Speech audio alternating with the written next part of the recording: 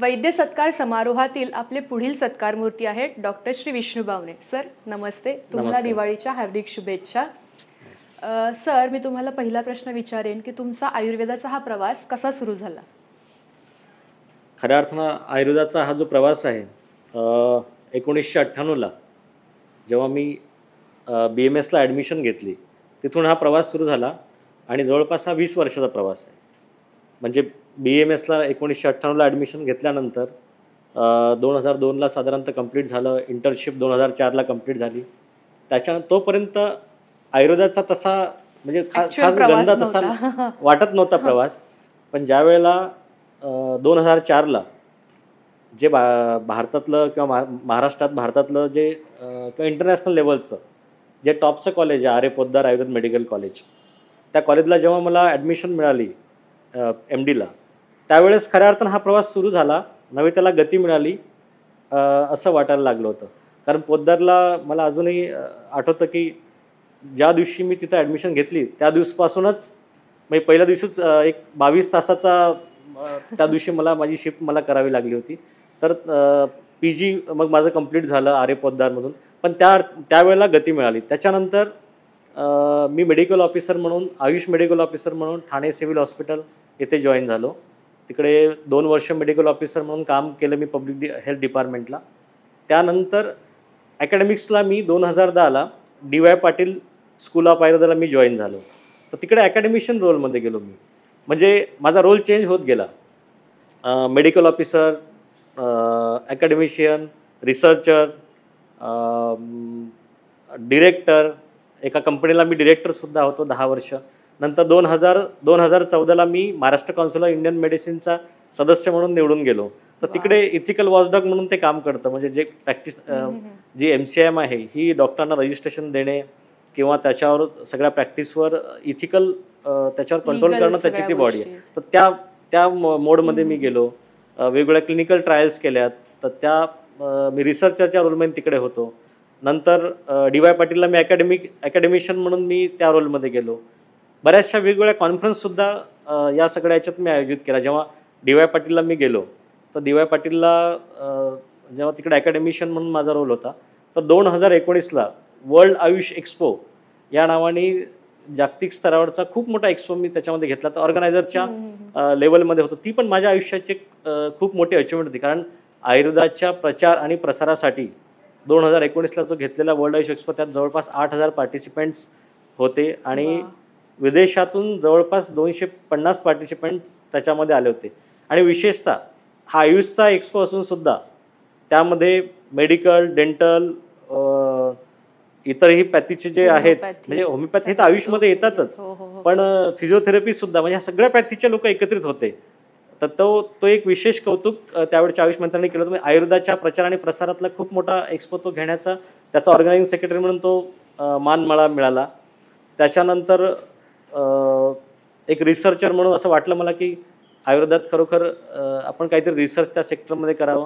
काही clinical trials केले आणि आत्ता रिसेंटली 1-2 वर्षापूर्वी रिसर्चवर एक पुस्तकसुद्धा, कारण त्याची कमी भासत होती, ते सुद्धा निघलं. म्हणजे वेगवेगळ्या रोलमध्ये होतं आयुर्वेदाचा प्रवास हा. Medical officer, academician, researcher, organiser, council member आणि आत्ता रिसेंटलीच राज्यपालांकडून माझी महाराष्ट्र आरोग्य विज्ञान विद्यापीठावर सिनेट मेंबर म्हणून नियुक्ती झाली. त्यामुळे अशा वेगवेगळ्या रोलमध्ये आयुर्वेदाचा हा प्रवास. खरंच तुमचा प्रवास अगदीच वाखाणण्याजोगा आहे आणि त्या प्रवासाला उत्तम दिशा मिळावी अशी मी अपेक्षाही करते. सर तुम्हाला पुढचा प्रश्न विचारेन की तुम्ही स्त्रीरोग आणि प्रसूतीतंत्र ह्याच विषयात पोस्ट ग्रॅज्युएशन का बरं केलं? विशेषतः हा विषय निवडण्यामागे 2-3 कारणं आहेत. एक तर स्त्रीरोग या विषयामध्ये स्वतः स्त्रीरोग त्याच्यामध्ये मोस्ट ऑफ द जे पेशंट असतात ते फिमेल पेशंट असतात. त्याच्यामुळं मेल पेशंटही सुद्धा वंध्यत्वाचे आपण ट्रीट करतो, पण स्त्रीरोगामध्ये विशेषतः फिमेल पेशंट असतात. तर तिकडे सर्जरी हा भाग सुद्धा त्या गायनॅकमध्ये कव्हर होतो. जे सर्जिकल स्किल आहेत त्या गायनॅकमध्ये कव्हर होतात. दुसरं मेडिसिन. आता नुसतं मलेरिया ट्रीट करणं आणि प्रेग्नन्सी विथ मलेरिया ट्रीट करणं म्हणजे मेडिसिनसुद्धा म्हणजे जो एक फिजिशियन म्हणून ट्रीटमेंट करतात नॉर्मल इतर आजाराची, तर प्रेग्नन्सी विथ मलेरिया ट्रीट करणं थोडंसं डिफिकल्ट असतं. ते ते म्हणजे फिजिशियनसुद्धा तुम्हाला उत्तम फिजिशियनचं नॉलेजसुद्धा त्या विषयामध्ये आहे, बरोबर. सर्जिकल्स आहेत सुद्धा. आणि डिलिव्हरीनंतर बच्चू ही म्हणजे त्यावेळात आमच्याकडलं कौमार भत्ते एकच डिपार्टमेंट होतं. हो, हो, त्याच्यामुळे हो. ते तिन्हीही म्हणजे पेडियाट्रिक, सर्जरी आणि मेडिसिनचं नॉलेज या विषयामधून मिळणार होता, हा विचार त्यावेळेस करून मी म्हटलं हा स्त्रीरोग विषय घ्यावा. सर काही वेळापूर्वी ना आयुष्मान खुरानाची एक मूवी आली होती डॉक्टर जी म्हणून, त्यात हं. त्याने ना मेल गायनेकोलॉजिस्टचा रोल केला होता. हं. तर हा प्रश्न मी तुम्हाला का विचारते, तुम्ही आयुर्वेदात स्त्रीरोग प्रसूती तंत्रात PG केलं, तुम्ही आत्ताच तो प्रवास सांगितलात, तर तुम्हाला असे काही अनुभव आलेत का, काही मजेदार किस्से झालेत का, किंवा काही प्रसंग अंगावर बेतलेत का?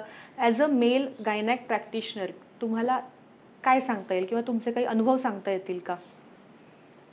मेल गायनॅक प्रॅक्टिशनर म्हणूनचा एक अनुभव शेअर करतो.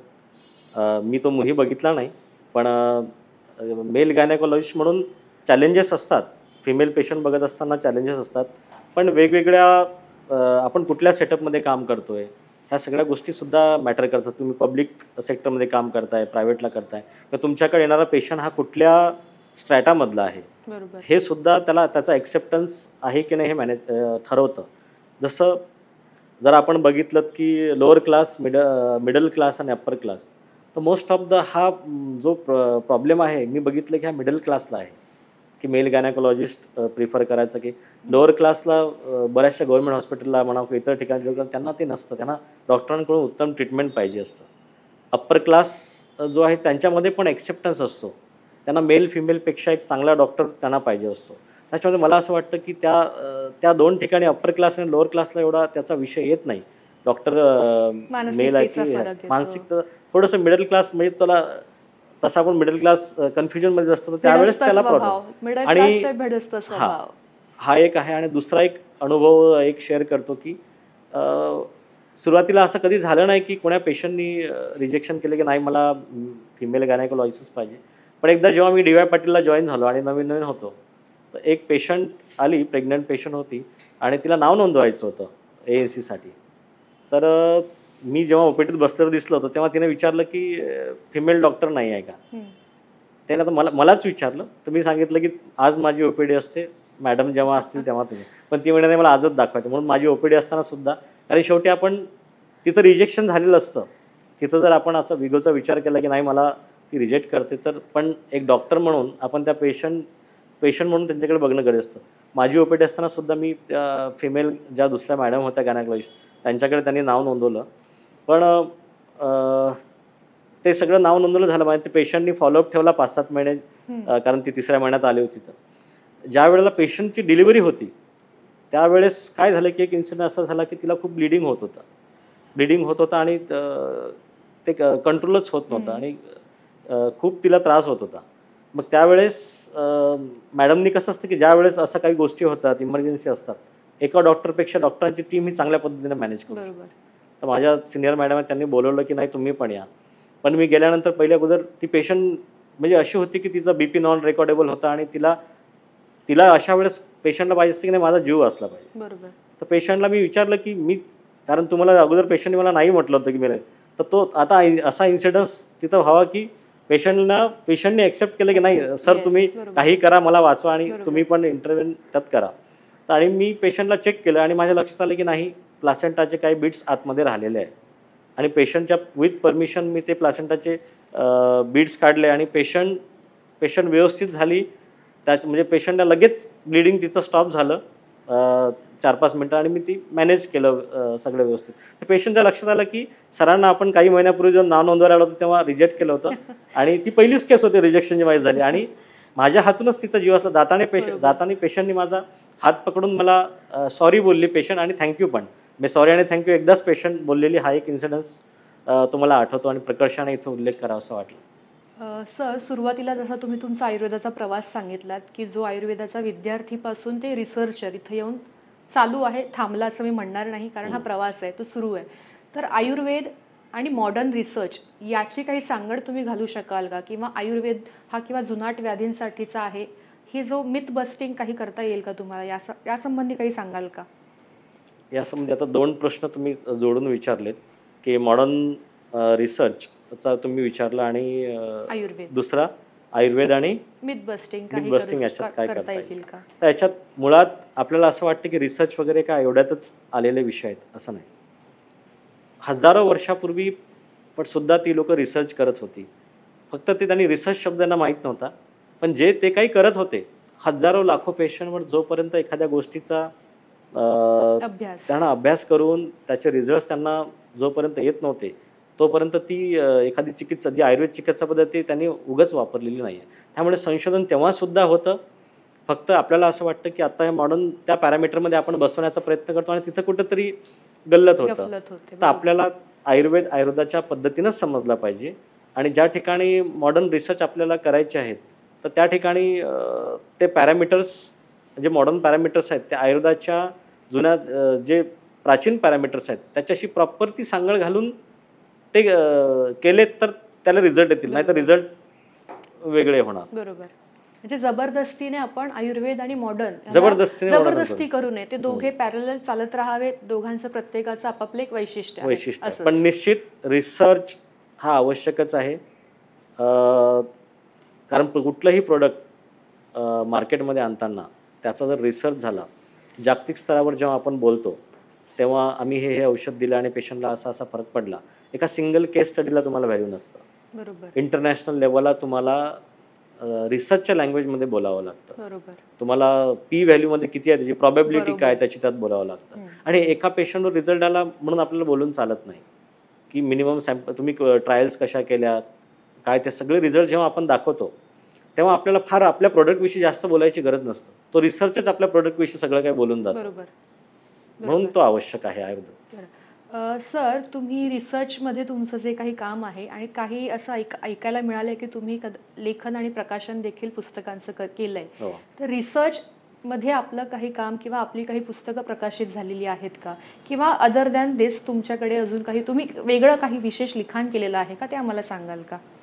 हो, मगाशी मी सांगताना की मी वेगवेगळे रोल प्ले केले, जेव्हा मी सांगताना ऑथर हा रोल प्ले मी केला हे राहिला सांगायला होता. विसरलो. तर या प्रश्नामुळे त्याची आठवण करून तर एक पुस्तक माझं दाखवतो, रिसर्च मेथडॉलॉजी. हे फक्त MD आणि PhD त्यांच्यासाठी आणि जे फॅकल्टीज आहेत त्यांच्यासाठी उपयुक्त पुस्तक आहे. आणि हे पुस्तक लिहिण्यामागे पार्श्वभूमी हीच होती की मार्केटमध्ये बरेचसे पुस्तकं आहेत, पण ती एकच पुस्तक UGच्याही लेवलला ते वाचतात, PGच्याही लेवलला ते पुस्तक वाचलं जातं, PhDलाही तेच वाचतात आणि बरोबर. शिक्षक सुद्धा तेच पुस्तक वाचतात. तर ही कमी कुठंतरी सतत भरून भासत काढायची. होती. बरोबर. म्हणून तो आतमधला जो ऑथर होता, एक अकॅडमिशियन होतोच पण एक ऑथर होता की नाही, असं आपण कुठलं तरी पुस्तक लिहिलं पाहिजे आणि तिथं लिहिण्याची आपण हिंमत केली पाहिजे. This book is only for PG and PhD. हे त्यांनीच वाचावं. आणि हे रिसर्च स्टॅटिस्टिक्स ह्याच्यामध्ये फक्त रिसर्च, कारण रिसर्च हा खूप महत्त्वाचा आहे. जसं तुम्ही बरोबर. सांगितलं की रिसर्च आयुर्वेदात महत्त्वाचं आहे, तर त्या दृष्टीने हे पुस्तक लिहिलेलं आहे. आणि याचा बऱ्याच PG आणि PhD लोकांचा त्यांना फायदा होतोय. त्याचे फीडबॅकसुद्धा खूप चांगले. तर मला असं वाटतं हे पुस्तक एक ब्रेक थ्रू असणाऱ्या रिसर्चर नक्कीच, त्यांना नक्कीच, मोटिवेट करण्याच्या दृष्टीने. नक्कीच. यावर्षीची जी संकल्पना आहे प्रत्येक दिवस सर्वांसाठी आयुर्वेद, तर या संकल्पनेनुसार तुम्ही जनसामान्यांना काय संदेश द्याल की आयुर्वेद तुम्ही तुमच्या घरी कसा रुजवाल, आयुर्वेद कसा मोठा कराल? यावर्षीची जी आता संकल्पना आहे, आपण यावर्षी 8वा राष्ट्रीय आयुर्वेद दिवस साजरा करतात. दरवर्षी वेगवेगळी संकल्पना घेऊन हो. भारत सरकार येत असतं, बरोबर. आयुष मंत्रालय येतं. तर ह्या प्रत्येक संकल्पना आज आपल्याला खऱ्या अर्थानं आयुर्वेद हा आपल्या संस्कृतीमध्ये रुजलेला आहे, ऑलरेडी आहेच तो. पहिल्यापासून. आपल्याला विसर पडला होता हो. त्याचा. आपल्या भारतीय संस्कृतीचा जो गाभा आहे, आयुर्वेद त्याच्यामध्ये कुठेतरी आहे. आपले सण असतील, आपले काही ज्या परंपरा आहेत, बरोबर. काही रिच्युअल्स आहेत, त्या सगळ्या गोष्टीमध्ये आयुर्वेद ऑलरेडीच आहे. आणि तो होताच. मधल्या काळामध्ये आपल्याला विसर पडला होता. बरोबर. पण आता या राष्ट्रीय आयुर्वेद दिवस आपण साजरा करतो, त्यानिमित्तानं परत त्या सगळ्या गोष्टीला चालना मिळाली. आणि खरोखर आपण पब्लिक हेल्थमध्ये आपण जसं बघितलं तर दिनचर्या आहे, ऋतुचर्या आहे, याचं पालन जर केलं तर आता नॉन कम्युनिकेबल डिझिजेस म्हणजे लाईफस्टाईल डिझिजेस आपण जे म्हणतो, याच्यामुळे मृत्युमुखी पडणाऱ्यांचं जे प्रमाण आहे ते खूप जास्त आहे, म्हणजे इतर आजारांपेक्षा. बरोबर. आणि आयुर्वेद त्या ठिकाणी आयुर्वेदासारखं जे शास्त्र आहे ते अतिशय उपयुक्त. कारण स्वस्थस्ते स्वास्थ्य रक्षणम आतुरस्य वादी परिमोक्ष जे आयुर्वेदाचा आपला सिद्धांत आहे, बरोबर. त्यानुसार जिथं जिथं कुठं प्रिव्हेंटिव्हॉलॉजी आहे, म्हणजे प्रिव्हेंटिव्ह रिमॅटॉलॉजी असेल, प्रिव्हेंटिव्ह गायनेकॉलॉजी असेल, प्रत्येक गोष्टीच्या पुढे प्रिव्हेंटिव्ह लावा, तिथं आयुर्वेद चांगलं काम करू शकेल. तर या ठिकाणी आपण ह्या वेगवेगळ्या थीम घेऊन जेव्हा आपण आयुर्वेद दिवस साजरा करतो, विशेषतः पब्लिक हेल्थमध्ये दिनचर्येचं पालन, सकाळी उठल्यापासून रात्री झोपेपर्यंत आपण काय काय गोष्टीचं पालन केलं पाहिजे. तसेच जे 6 ऋतू सांगितलेत आयुर्वेदाने, त्या प्रत्येक वर्षा ऋतूमध्ये, ग्रीष्म ऋतूमध्ये, वसंत ऋतूमध्ये त्याची परिचर्या सांगितलेली आहे. आता जसं आता आपण दिवाळी आहे, मी मगाशी बोललो की सण आणि ऋतू यांचाही संबंध असतो.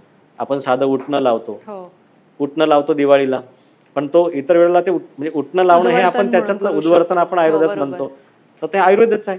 आपल्या सणांमध्ये सुद्धा आयुर्वेद आलेला आहे. तर पब्लिक हेल्थमध्ये आपण मी जे सांगितलं एरिया की non communicable disease, lifestyle disease, तिकडे आपण चांगलं काम करू शकतो.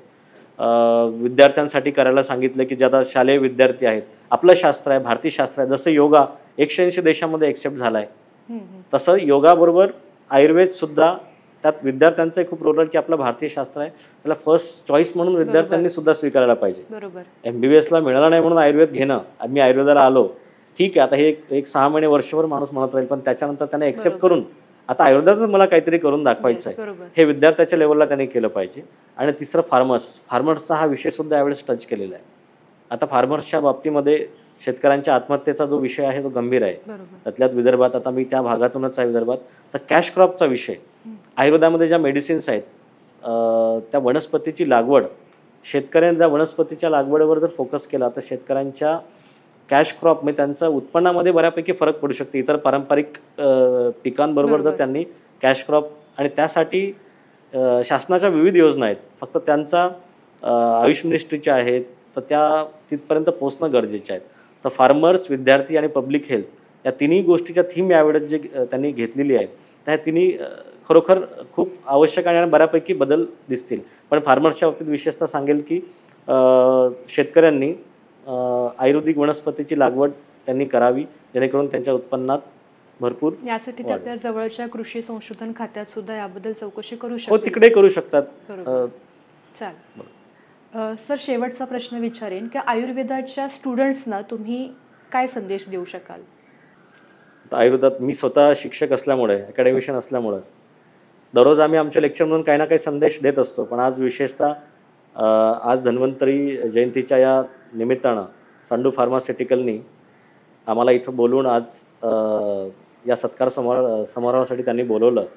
खरोखर आजचा दिवस आमच्यासाठी खूप महत्त्वाचा आहे असं वाटतं.